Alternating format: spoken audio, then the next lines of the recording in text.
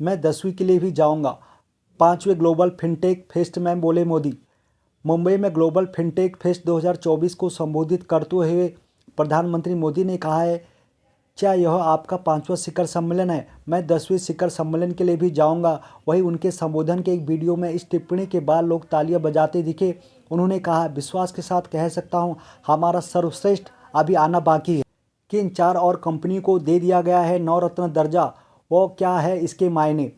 रेलटेक corporation of India limited, Satluj Jal Vidyut Nigam limited, solar energy corporation of India limited और national hydroelectric power corporation limited को सरकार से नवरत्न का दर्जा मिला है। इसके साथ ही नवरत्न कंपनी की संख्या बढ़कर 25 हो गई है। नवरत्न बनने से ये कंपनियां सरकारी मंजूरी के बिना अब 1000 करोड़ तक का निवेश कर सकती हैं। यूपी में विधायकों को बेचारा पूछता कौन है? सीएम तक सही बात नहीं पहुंचाते अफसर। बीजेपी विधायक। गाजियाबाद में नाबालिग रेप पीड़िता के परिजन से मिलने के बाद बीजेपी विधायक नंदकिशोर गुर्जर ने कहा है कि कुछ अधिकारियों और मुख्यमंत्री योगी आदित्यनाथ के चारों तरफ घेरा बना लिया है और वे सीएम तक सही बात नहीं पहुंचाते हैं। गुर्जर ने कहा, विधायकों को गलत बताया जाता है। उत्तर प्रदेश में विधायकों को बेचारा पूछता कौन है? पीएम मोदी 3 और 4 सितंबर को ब्रुनेई और सिंगापुर की करेंगे यात्रा। विदेश मंत्रालय ने बताया कि प्रधानमंत्री नरेंद्र मोदी 3 और 4 सितंबर को ब्रुनेई की यात्रा पर जाएंगे, जहां वह सभी क्षेत्रों के द्विपक्षीय सहयोग और मजबूत बनाने पर चर्चा करेंगे। मंत्रालय के अनुसार ब्रुनेई की यात्रा समाप्त कर प्रधानमंत्री मोदी 4-5 सितंबर को सिंगापुर की यात्रा करेंगे। वह सिंगापुर के अपने समकक्ष लॉरिस वोंग के निमंत्रण पर वहां जाएंगे।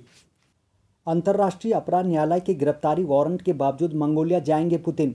अंतर्राष्ट्रीय अपराध न्यायालय आईसीसी द्वारा गिरफ्तारी वारंट जारी किए जाने के बाद रूस के राष्ट्रपति व्लादिमीर पुतिन 30 सितंबर को मंगोलिया की यात्रा पर जाएंगे। मंगोलिया आईसीसी का सदस्य देश है और वह आईसीसी ने पिछले साल यूक्रेन के बच्चों को अवैध रूप से रूसी नियंत्रण क्षेत्र में निर्वासित करने का आरोप लगाते हुए पुतिन के खिलाफ अरेस्ट वारंट जारी किया था। सिर्फ माफी मांगने से काम नहीं चलेगा। शिवाजी महाराज की मूर्ति गिरने पर नाना पटोले। प्रधानमंत्री नरेंद्र मोदी द्वारा महाराष्ट्र में शिवाजी महाराज की प्रतिमा गिरने को लेकर माफी मांगे जाने पर महाराष्ट्र कांग्रेस अध्यक्ष नाना पटोले ने कहा है, सिर्फ माफी मांगने से काम नहीं चलेगा। उन्होंने कहा, इससे महाराष्ट्र के गौरव को ठेस पहुंचा है। जब प्रतिमा बनी थी, प्रधानमंत्री को या उनकी टीम को जांचना चाहिए था कि प्रतिमा ठीक है या नहीं। तथ्यात्मक रूप से गलत। कोलकाता केस पर पीएम मोदी को लिखे गए ममता के पत्र पर केंद्र।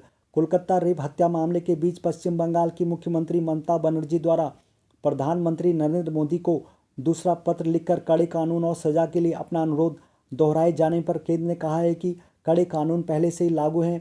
केंद्रीय मंत्री अन्नपूर्णा देवी के मुताबिक ममता के पत्र में दी गई जानकारी तथ्यात्मक रूप से गलत है। दिल्ली वालों का वीकेंड रहेगा सुहाना। गुजरात में और आफत लाएगी बारिश। दिल्ली एनसीआर में बारिश के चलते पारा काफ़ी गिर चुका है। 2 सितंबर को हल्की बारिश का अलर्ट भी जारी किया गया है। वहीं कई राज्यों में बारिश कहर बनकर बरस रही है। गुजरात के कई शहर बाढ़ की चपेट में है। मौसम विभाग की माने तो दिल्ली में आज मौसम साफ रहेगा। वहीं यूपी, बिहार, एमपी और गुजरात में हल्की सी मध्यम बारिश की संभावना है। भारत के अंडर 19 क्रिकेट टीम में चुने गए राहुल द्रविड़ के बेटे समेत भारतीय क्रिकेट टीम के पूर्व कप्तान व पूर्व कोच राहुल द्रविड़ के बेटे समित द्रविड़ को ऑस्ट्रेलिया के खिलाफ होने वाली मल्टी फॉर्मेट होम सीरीज के लिए भारत की अंडर 19 क्रिकेट टीम में चुना गया है। 18 वर्षीय समित ने हाल ही में महाराजा T20 टूर्नामेंट में मैसूरू वॉरियर्स की ओर से खेलते हुए सुर्खियां बटोरी थी।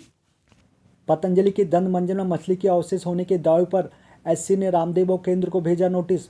दिल्ली हाईकोर्ट ने केंद्र, बाबा रामदेव और पतंजलि की दिव्य फार्मेसी को एक याचिका पर नोटिस जारी किया है, जिसमें आरोप लगाया गया है कि पतंजलि के दंत मंजन में मछली के अवशेष हैं।